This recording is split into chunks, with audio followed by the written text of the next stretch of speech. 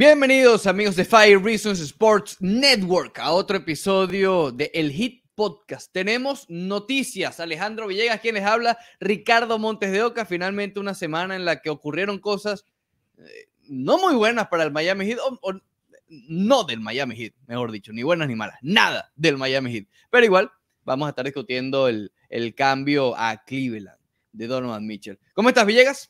Muy bien, Ricardo. Saludos, amigos, a todos de Five Reasons, de Five on the Floor, de aquí en nuestro canal de YouTube también. Sí, hay noticias, no son del Miami Heat, pero están muy relacionadas, ¿no? Pasamos desde años, diría yo, porque esto viene desde antes de la agencia libre, años hablando de la posibilidad de que llegase Donovan Mitchell al Miami Heat. Hemos visto a Bam Adebayo jugando con Mitchell en estos torneos, estas ligas que se hacen en el verano, y por supuesto se ampliaron un poco esos rumores. Se dio el cambio de Gobert y daba la impresión, y sabíamos todos que en algún momento iba a seguir toda esta venta de figuras. Creo que lo conversamos en el episodio anterior.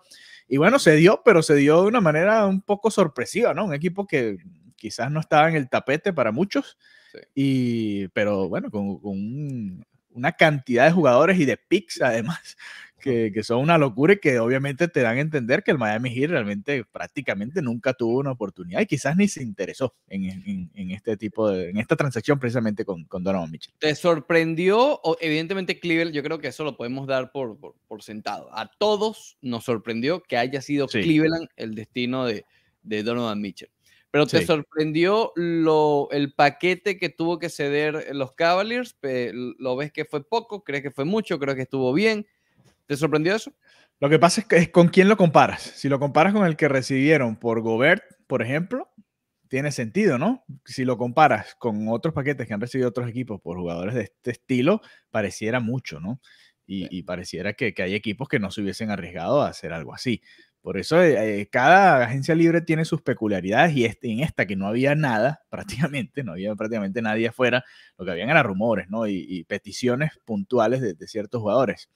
Pero esa transacción de Gobert creo que marca el camino. Entonces, si la comparas con esa, puedo entender todo esto que recibió Utah. Y bueno, Utah, si te pones a ver, la verdad es que ha recibido muchísimo, ¿no? Parece el Oklahoma City de hace un par de años.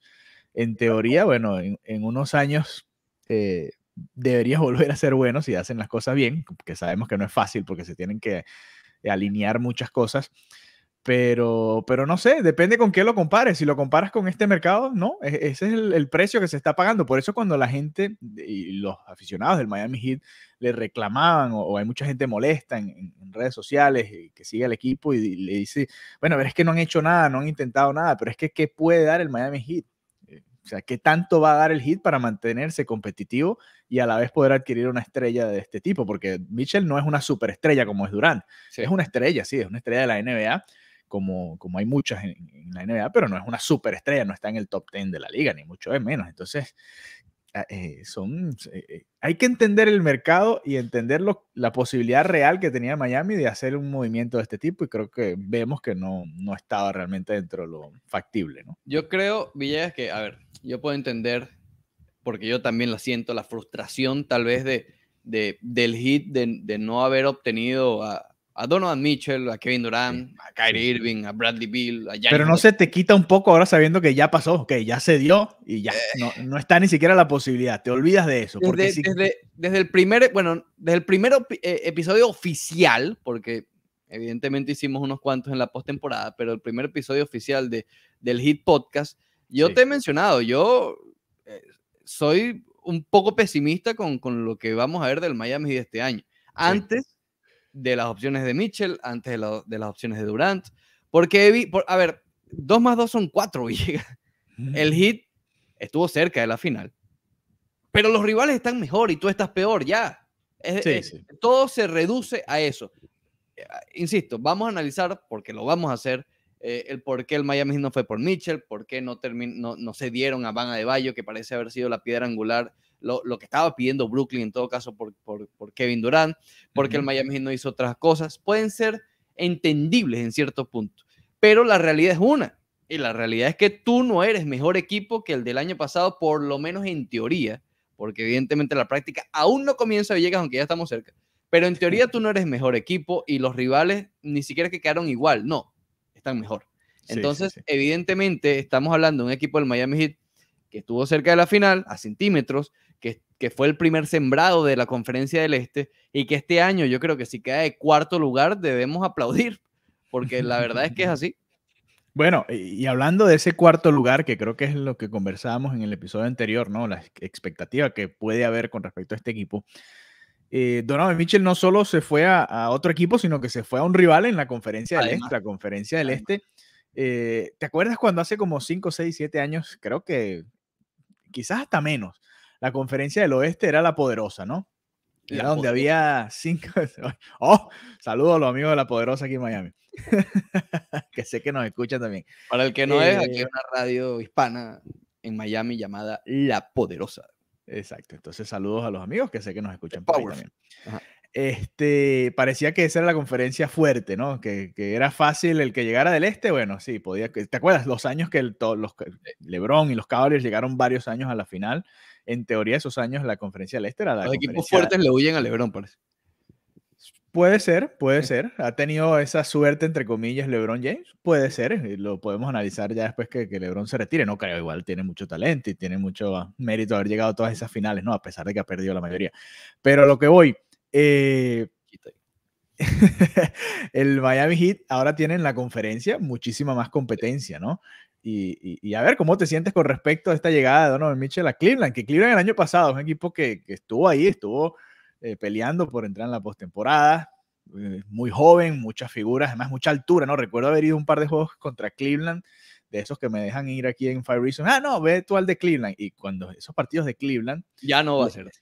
Le costaba al Miami, sí, ahora van a querer ir a todos, ¿no? Brady, Alex e Ethan, ¿no?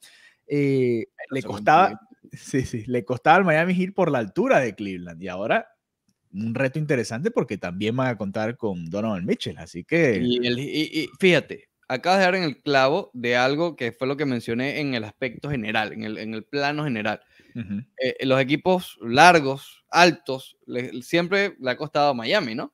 Bueno, no solamente es que Cleveland ahora es mejor, sino es que tú ahora, como Miami Heat, no tienes un puesto 4, entonces eres hasta más corto que en años anteriores.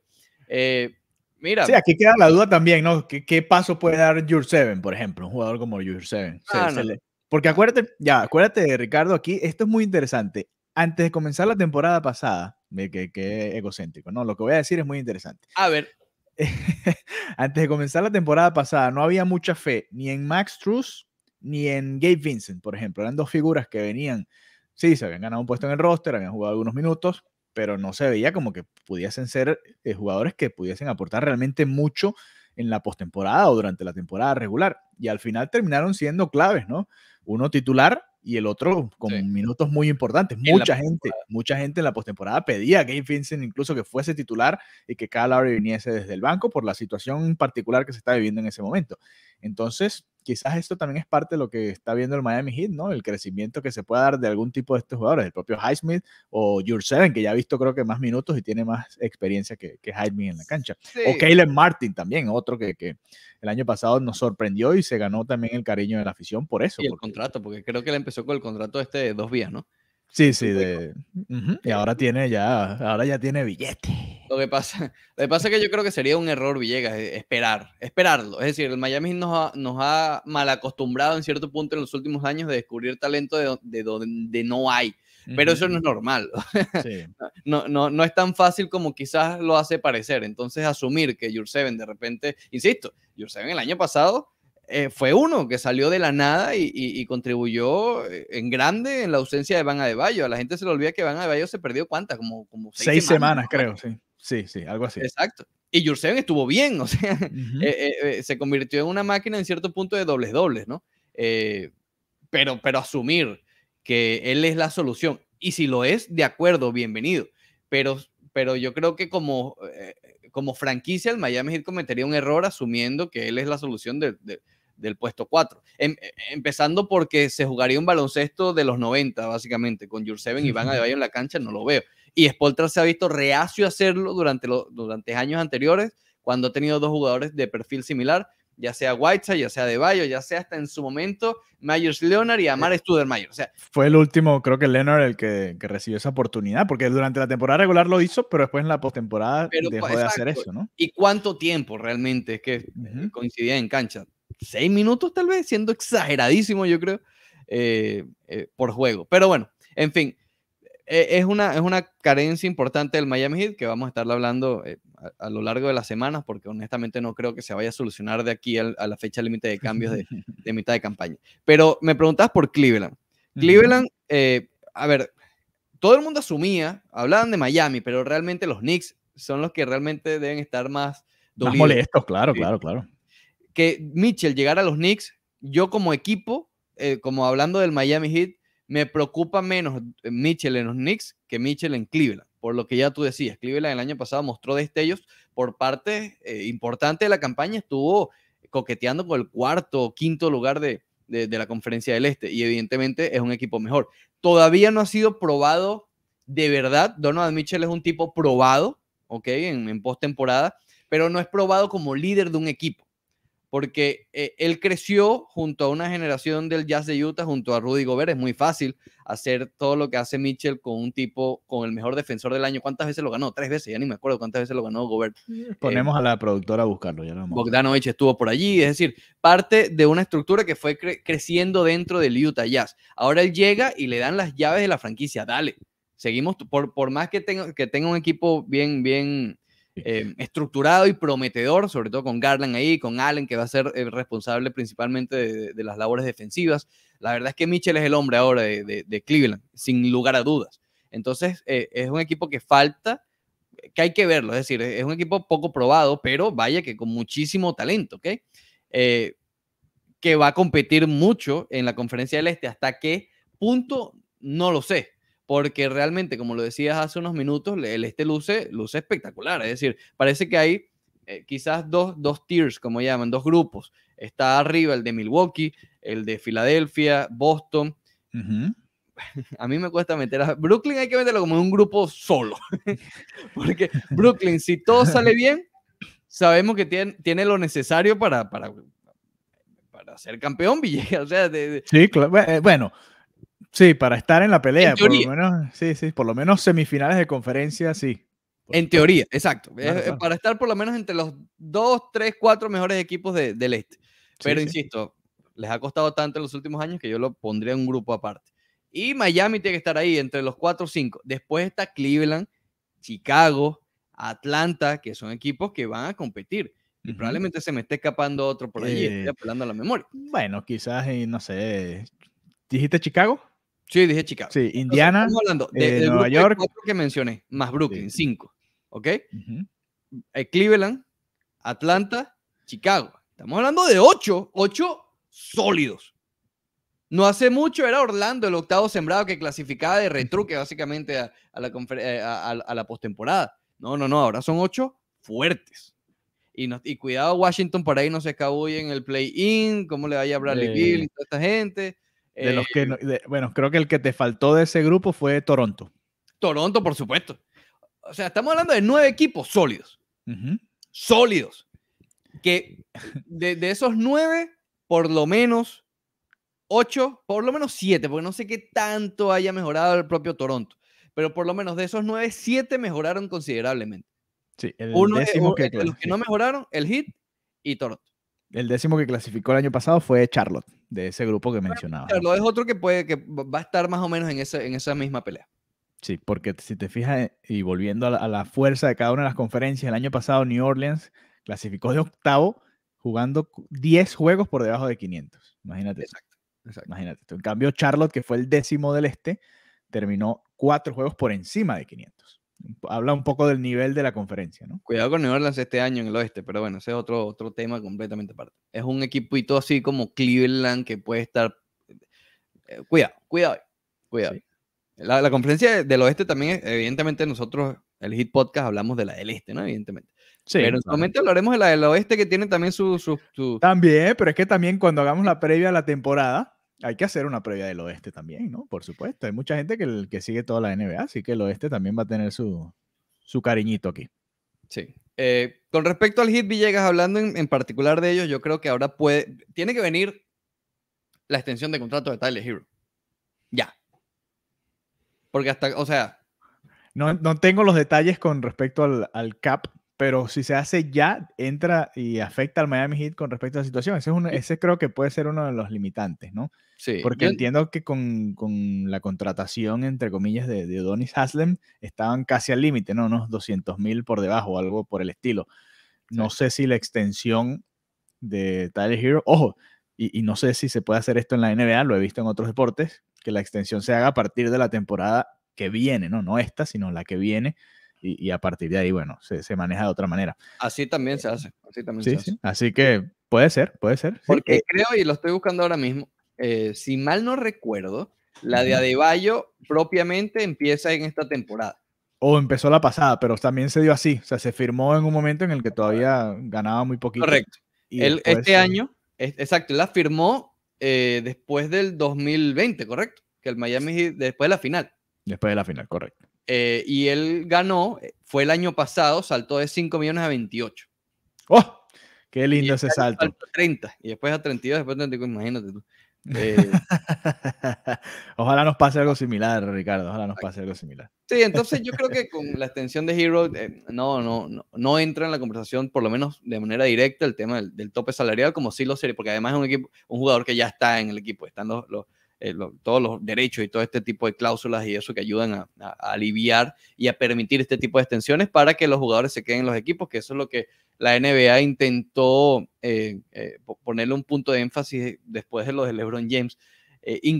Más que de lo de LeBron, de lo de Kevin Durant.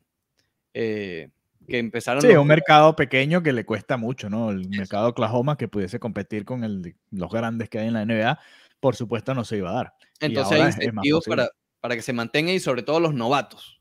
¿Okay? O sea, los novatos después de su tercera, cuarta temporada que se queden, y ahí es cuando están las mega extensiones, los contratos máximos, eso es relativamente... Es que imagínate a Jay Morant con el mercado de Memphis, compitiendo contra el mercado de los Knicks de Nueva York, o contra los Lakers, contra Boston.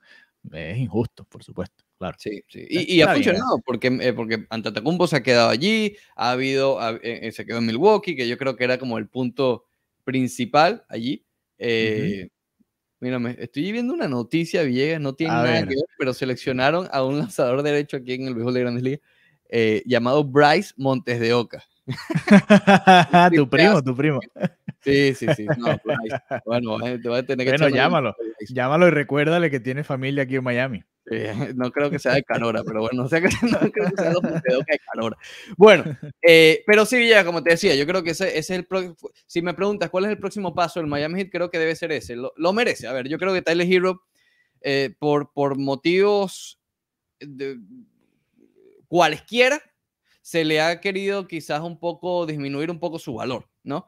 Sí, ese ataque que se le ha dado en redes es hasta injusto, ¿no? Sabemos que no estuvo al nivel de lo que sabemos que puede hacer en la postemporada, pero a ver, Tyler Hero ha sido 15,000 veces más lo que todos pensamos que podía hacer. Cuando lo vimos seleccionado, bueno, aquí el Miami Heat escogió a un muchacho para darle una oportunidad, pero no es la realidad. Ahora apunta para ser titular del Miami Heat, cuando para muchos quizás el tope de Tyler Hero era entrar en la rotación del Miami Heat y ver algunos minutos en su carrera, y no, fíjate. Así mira, hay que verlo en perspectiva, ¿no? También las cosas. La gente tiene paciencia corta. Exacto. El Heat pero también como organización, Villegas, además, aparte de los comentarios que hay en redes sociales, lo cierto es que no se le ha dado la extensión cuando a otros novatos que han estado a su altura o incluso menos, porque yo considero que RJ Barrett ha lucido menos que Hero, por ejemplo. No, por supuesto. En el pasado, que la proyección sea otra, eso puede ser otra discusión completamente diferente, pero hasta hoy lo que se ha hecho en la NBA, Hero ha hecho mejor carrera que RJ Barrett, por ejemplo. Como organización, el equipo se ha posicionado, y lo hablábamos la semana pasada, para estar por lo menos en las conversaciones de los últimos jugadores élite que se han hecho, entre comillas, semidisponibles. Antetokounmpo, Bradley Beal, Donovan Mitchell, Kevin Durant, Kyrie Irving, etc. El Miami Heat ha estado en todas esas conversaciones. Y en ninguna ha resultado. Y está bien, evidentemente. Esto es como el béisbol, Villegas. Si tú bateas 200 en este juego de buscar agentes libres, significa que vas a contratar o adquirir a 2 de los mejores jugadores del momento de las últimas 10 oportunidades. Y realmente eso es lo que ha pasado con el Miami Heat. Tienen a LeBron, si mete ahí también a Jimmy Butler, y espectacular. Pero han fallado en LaMarcus Aldridge en su momento, en Gordon Hayward en su momento, en Kevin Durant 2 veces. En Kawhi Leonard también. Kawhi Leonard, exacto. Bueno, sí, es Kawhi. Sí, ok, vamos a agregar a Kawhi ahí también. En la mayoría, pero con que aciertes 2 o 3 vas a estar bien posicionado. Pero creo que después de fallar en no sé cuántos, desde Butler, aunque bueno, hay que darle también mérito al Miami Heat de adquirir a Kyle Lowry, ¿ok? Sí, era de los agentes libres más codiciados de ese mercado, a pesar de su edad. Exacto. Sí. Pero lo que pasa es que no está al nivel de todos estos que mencionaste, ¿no? Me acabas de mencionarme a LeBron James, no, por supuesto a Giannis Antetokounmpo, a Kawhi Leonard, imagínate. Bueno, mencioné a Gordon Hayward. Mencionaste a Gordon Hayward y también metimos ahí a quién fue. Bueno, el propio Jimmy Butler. Y a Jimmy Butler también. Pero bueno, yo creo que ya el espaldarazo definitivo a Tyler Hero, olvídate de los cambios por un momento, porque si de verdad tú como franquicia confías en la plantilla que tienes, en que de verdad estuviste cerca de llegar a la final, en que un Kyle Lowry mejorado, un Víctor Oladipo con un verano completo de entrenamiento, que Van Adebayo todavía puede seguir creciendo, que Butler sigue siendo uno de los mejores jugadores de la NBA. Si de verdad confías, bueno, uno de las soluciones internas de mejoría viene en Hero. Darle contrato entonces para que se sienta cómodo y se pueda enfocar en esa mejoría. No, y que sienta que la institución, el equipo, la fanática es más difícil, pero por lo menos olvídate el equipo... Olvídate sí, la fanática. La fanática va a apoyar en el momento. Además, Tyler Hero, lo que pasa es que las redes sociales hacen mucha bulla. Me olvidó James Harden, por cierto.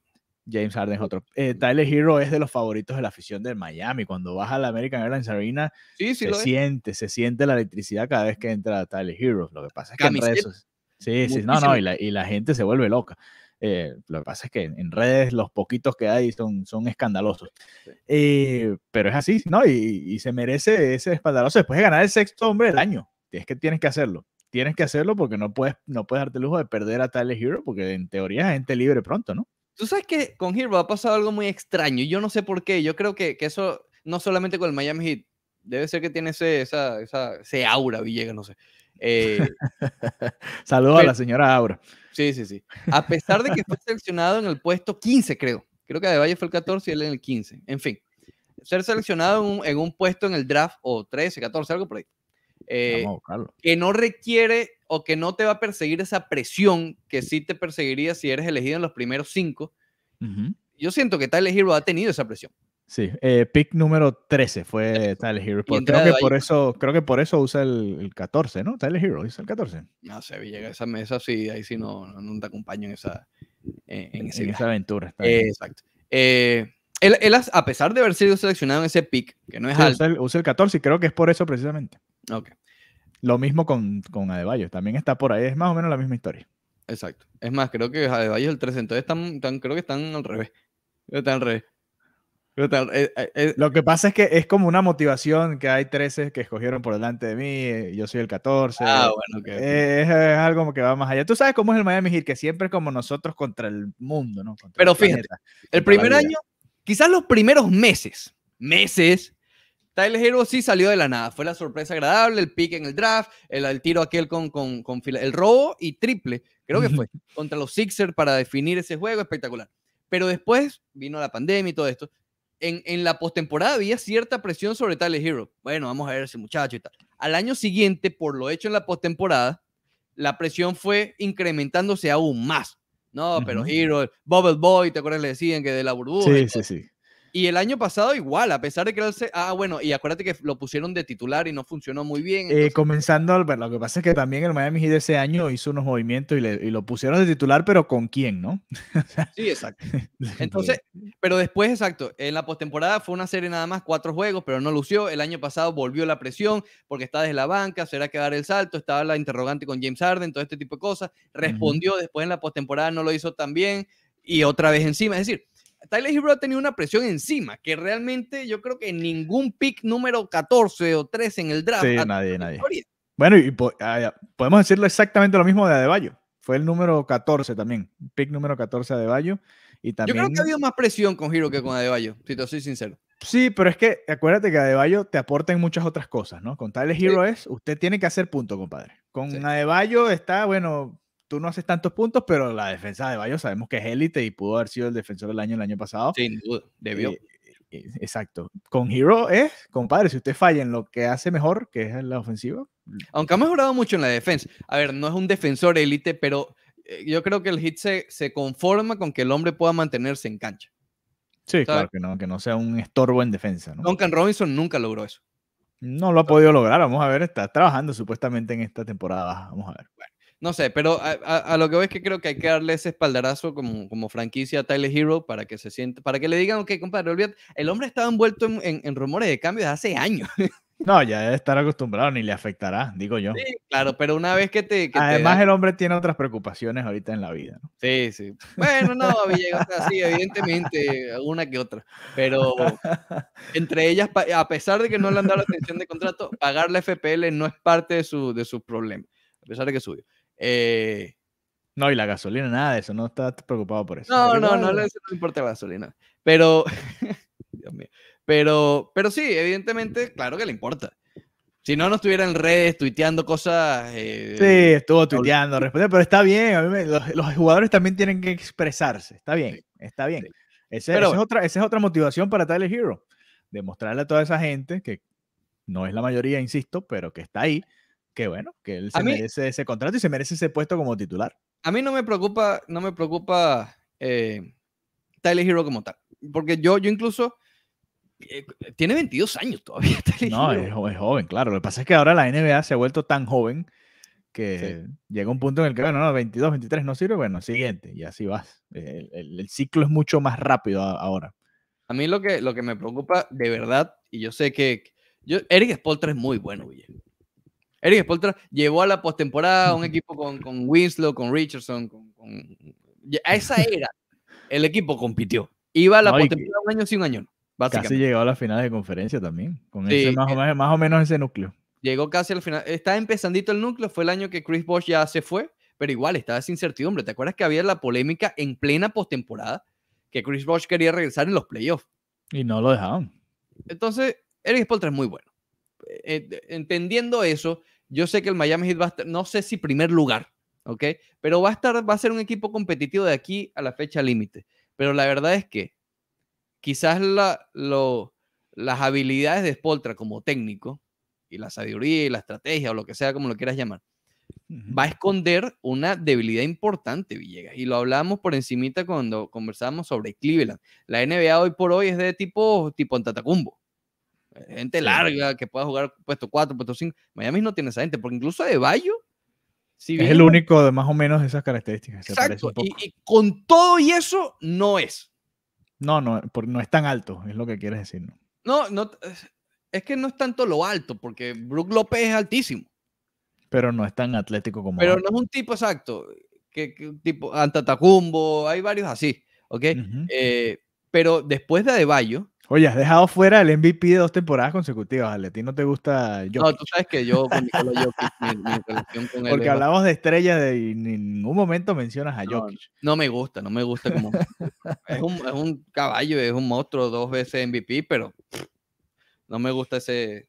Yo voy a ver un juego de NBA para ver tipos atletas que claven en la cara del otro, lancen pelotas de la mitad de la cancha, no un tipo que lance pantaletazos y las mete.